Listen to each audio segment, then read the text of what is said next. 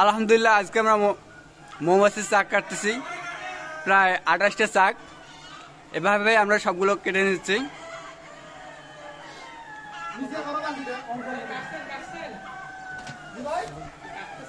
জি ভাই,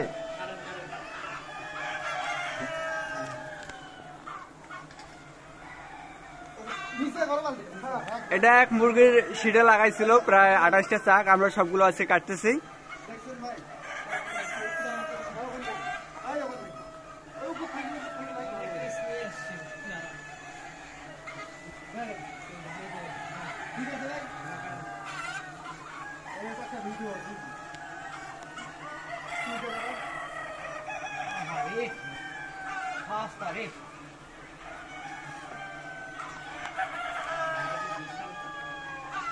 ভাই এদিকে পানি আছে, দেখেন সিল্প করবে আপনার, বুঝছেন?